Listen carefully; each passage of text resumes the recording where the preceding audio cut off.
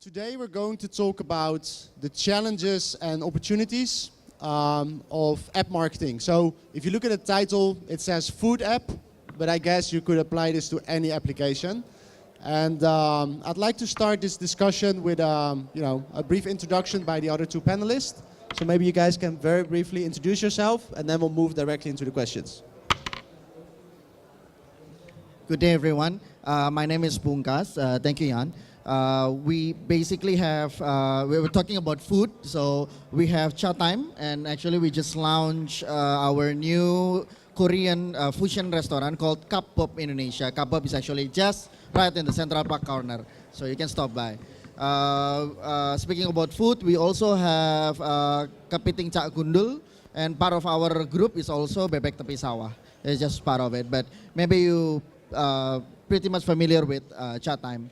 I may share about Cha Time very much about today, yeah, for today. Sure. Edo? Good day, everyone. My name is Edo Alhabasa. I'm coming from Transfood and Beverage.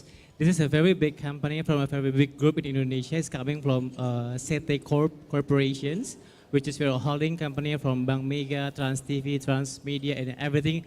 If you see about Trans, it could be like our company sisters. And speaking about food, Transfood and Beverage was handling for a lot of brands. It's coming from the USAs. The most famous is Coffee Bean and Tea Leaf, Wendy's, Baskin Robbins, and we also have the new upcoming brands, like 4 new brands for the surprise. Okay, very exciting. So actually the first question that I have for you guys is, what are some of the challenges that, you guys face when you, let's say when you launch a new brand or when you bring a brand from the US to Indonesia? How do you get people to know that it's there, and how do you market it?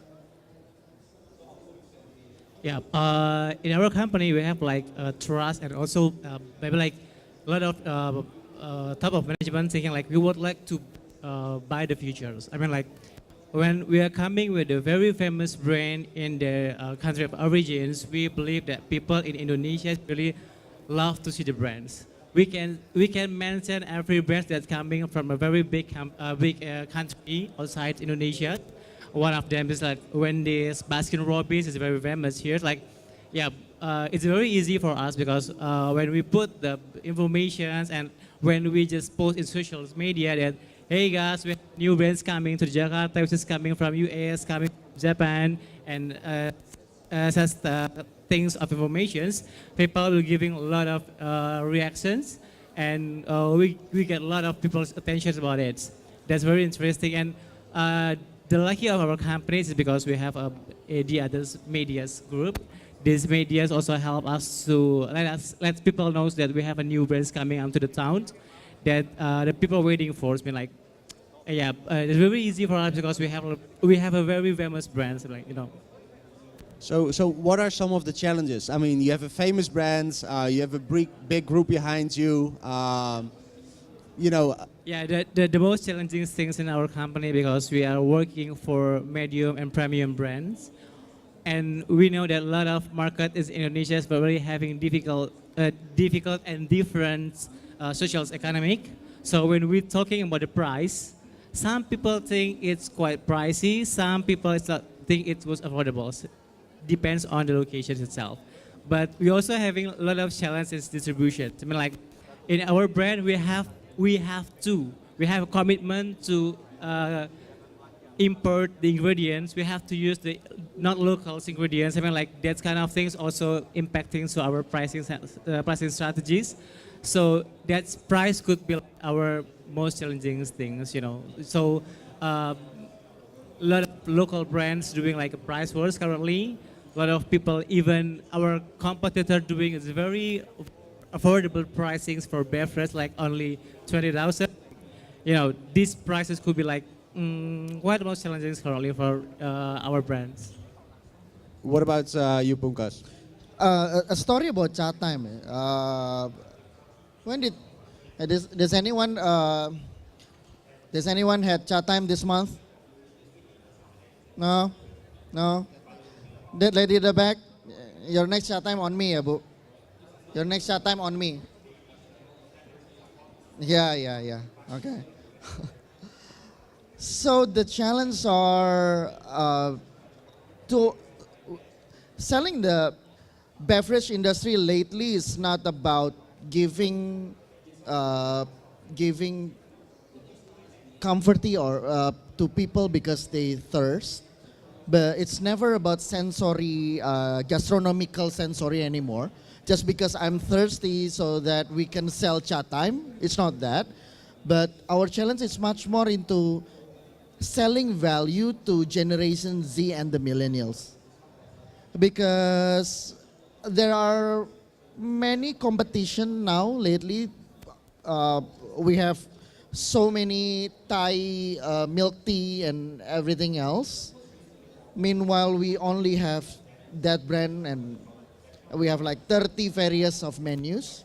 But then again, our main challenge will be how to keep our brand top of mind by adopting uh, new proposition in the new channel for Generation Z and millennials. Because we're not thinking that we are selling beverage anymore. We're selling values. Okay, so you talked about some of the challenges. What are some of the opportunities here, right? Compared to, you know, I mean, there must be a reason why you get a brand from abroad here in Indonesia, or you built your own F&B. Like, can you share some more information on what are the main opportunities for you guys? Yeah, the big opportunity is the brand itself. I mean, like when you are coming to the town and with a good brand, with a good quality of the product, when people know about it, actually where it's coming in, I mean, like it was a big opportunity itself. But the other opportunities because currently we have a very growing market of millennials that they really have a easy access information to the internet. So our brand is really having a good penetration in the social media, in any channels in internet. So this opportunity also giving us a lot of change to grow. Even for Wendy's, we are close 2017 with growth like double digits, and we do a lot of research. It's just coming because we are doing a lot of more investment in social media ads and digital ads. I mean, like, so we can see there's growing market. Yeah, from the younger market, it's been like giving us more opportunity to grow in our business in Indonesia. Well, I guess the opportunity is basically on the seeing the how the market is responding to us. Nielsen once released their research about their findings about top three consumption in Indonesia. One is for traveling, two is for internet, and third is food and drink outside. So the opportunity is how to tap into them in the new touch points, new channel, and giving them information about our services, our promotion, our new menus, etc. Basically is that. So both of you guys are handling more than 3 brands, right? 3 brands with different consumer characteristics. Like, how do you do this? And the second part is, how do you engage with the customers of each of those brands? Because they're not the same customers, right? I mean, how do you do this? I mean, I'm asking for your secrets now, right? So. Well, it's not about, of course, profiling is still number one. It's about understanding the who is our customer. But actually, what we're doing now is about our strategy to maintain our customer is to run micro moments. Buying our products, our food and beverage product, it's not only because of their sensory, again, gastronomical, but also because of the occasion. In the middle of a meeting, birthday, something like that. So micro moments allow us to understand better about our customer, not only about the profile. You were saying something about profiling, demographic, psychographic, and all the things, but actually micro moments is to understand a deep micro momentum like new employee, new promotion, celebration, anniversary, and everything. Micro moment also to understand about location-based advertising. So anytime they near our store, then we need to be able to understand who are they, and then give them a relevant message according to the situation. So our key to understand our customer is to run the micro moment strategy. What about you? Yeah, well, quite interesting questions because the brands that I was handling, it's quite really typical difference market because this is Wendy's, this is fast food, Coffee Bean is a coffee shop, Baskin Robbins and ice creams. I believe there's some of people crossing these brands, but I do believe there's a lot of people that different market from each brands. Let's say about Baskin Robbins. Baskin Robbins is a people's favorites. Kids for 3 years old eat Baskin Robbins, but they didn't eat Coffee Beans or even Wendy's anyway. But this kind of different typical target market was interesting for us, and we do a lot of research about this, and we do understand our customers' needs. That what the people expecting from Baskin Robbins is different that they're expecting from Wendy's and Coffee Bean. So this is also having making us having a different strategy for using the media itself.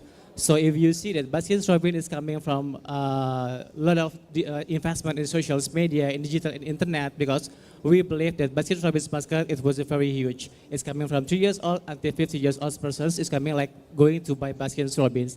And then for the Coffee Bean and Wendy's it's quite different. For Wendy's, a lot of young mothers, young family loves Wendy's very much because why? They have a lot of offers for the products with the most affordable pricings, and the new locations is very close to their residentials.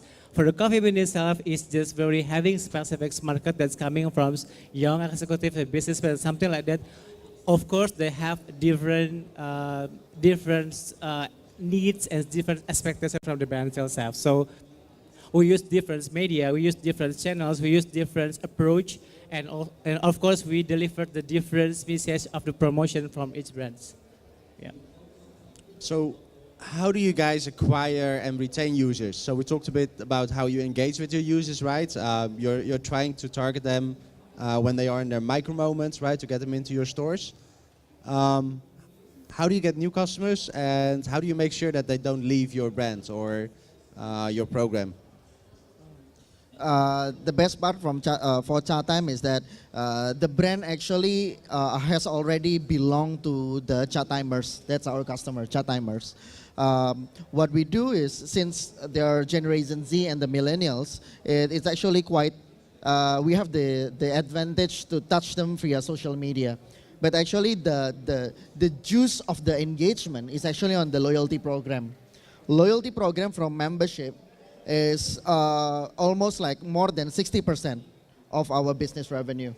And also second is the partnership with banks, partnership with e-payment, partnership with events, partnership with any concerts and those kind of things.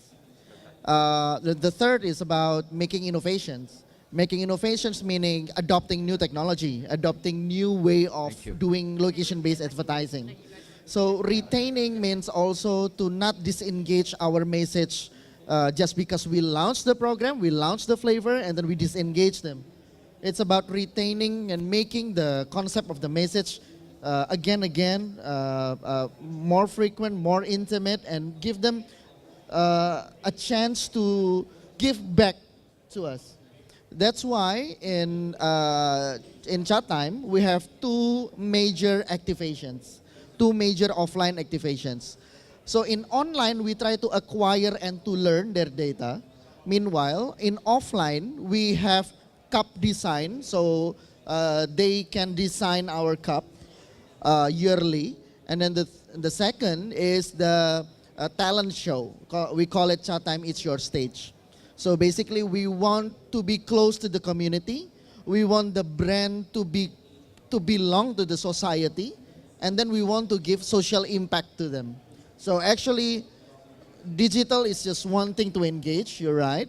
But then again, to retain them is about mixing all the media together. Thank you. Yeah, Just we believe that currently for each brand it's very difficult to have a loyal customers because there's a lot of competitions outside. But what we do to make them engage and keep being our customers, that we do like more investment in research to help them and to fulfilling what they really want from our brand. Because we know if we have a loyalty program and then our competitor doing like more appealing program from us, I do believe some of customers moving on to the competitors. But that's why we always try to have a regular research to really understand what is our customers' needs and what they want from us. So we keep doing innovations and continuously improve ourselves in service, hospitality, pricing, quality to make them stay with us. All right, thank you very much. Unfortunately, we run out of time. I had many more questions, but unfortunately, time is up. So give these two gentlemen a round of applause.